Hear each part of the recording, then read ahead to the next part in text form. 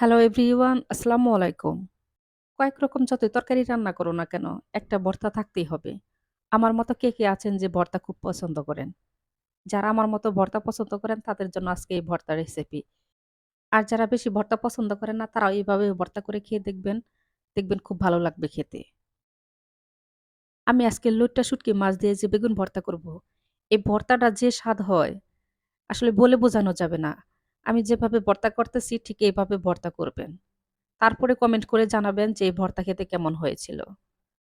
আমি আবারও বলতেছি এই ভর্তাটা কিন্তু সেই লেভেলের স্বাদ হয়। অবশ্যই ভর্তা করে খেয়ে দেখবেন। আমি এখানে ভর্তা করার জন্য ৩ টা বেগুন নিয়েছি। ৩ টা বেগুন আমি এরকম ছোট করে কেটে নিয়েছি। বেগুন ধুয়ে পরিষ্কার করে এখন আমি প্যানের মধ্যে দিয়ে দিব। আর বেগুন তো খুব তাড়াতাড়ি সেদ্ধ হয়ে যায় তার জন্য আমি অল্প একটু পানি দিব। দিয়ে ঢাকনাটা ঢেকে সেদ্ধ করে নেব। চুলার জাল মাঝারি আঁচে রেখে ঢাকনাটা ঢেকে আমি বেগুন সেদ্ধ করে নেব। আর বেগুনের নিচে কোনো পানি থাকা যাবে না। একদম শুকিয়ে ফেলতে হবে।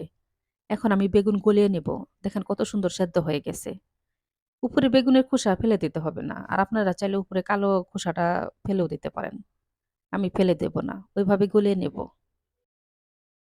আপনাদের হাতের কাছে যদি সময় থাকে তাহলে বেগুন উঠিয়ে নিয়ে ঠান্ডা অবস্থায় হাত দিয়ে গলিয়ে নেবেন। কিন্তু আমি এখনই ভর্তা করব এই গরম অবস্থায় এজন্য গলিয়ে নিলাম। বেগুন উঠিয়ে নিয়ে এখন আমি প্যানের মধ্যে শুটকি মাছ ভেজে নেব। এখানে আমি লইট্টা শুটকি মাছ নিয়েছি। আজকে আমি লইট্টা শুটকি মাছ দিয়ে বেগুন ভর্তা করব। লইট্টা শুটকি মাছ আগে আমি ১ম এ ভেজে নেব। ভেজে নিয়ে তারপর আমি গরম পানি দিয়ে ধুয়ে পরিষ্কার করে নিব। লইট্টা শুটকি মাছের মধ্যে কিন্তু অনেক বালি থাকে। খুব ভালোভাবে ধুয়ে পরিষ্কার করে নিতে হবে। শুটকি মাছ উঠিয়ে নিয়ে এখন আমি প্যানের মধ্যে সয়াবিন তেল দিয়ে দিব। তেলের মধ্যে দিয়ে দিব পেঁয়াজ কুচি আর দিয়ে দিব রসুনের কোয়া। রসুন আমি ছেঁচে তারপরে নিয়েছি। আর দিয়ে দিব কাঁচামরিচ কুচি। আর দিয়ে দিব স্বাদ মতো লবণ। এখন আমি দিয়ে দিব সামান্য একটু হলুদের গুঁড়া আর 1/2 চামচ শুকনা মরিচের গুঁড়া। এই পেঁয়াজ রসুন ফোড়নের মধ্যে অবশ্যই কিন্তু রসুন ছেঁচে তারপরে দিবেন। তাহলে দেখবেন যে সুন্দর একটা সুঘ্রাণ বের হবে। মসলা তেলের মধ্যে ভালোভাবে ভেজে নিয়ে এখন আমি গলিয়ে রাখা বেগুন দিয়ে দিব। আর দিয়ে দিব লইট্টা শুটকি মাছ। লইট্টা শুটকি মাছের মধ্যে যে কাঁটা থাকে সেই কাঁটাগুলো আমি ছাড়িয়ে তারপরে দিয়েছি। বেগুন আর শুটকি মাছ আমি কয়েক মিনিট তেলের মধ্যে ভেজে নেব। খুব ভালোভাবে কিন্তু ভাজতে হবে। এই ভাজাটা যত ভালো হবে তত দেখবেন যে এই ভর্তাটা খেতে বেশি মজা হবে। এখন আমি ঢাকনাটা ডেকে চুলার জাল চিরো আঁচে রেখে ২-৩ মিনিটের মতো ডেকে রেখে দেব।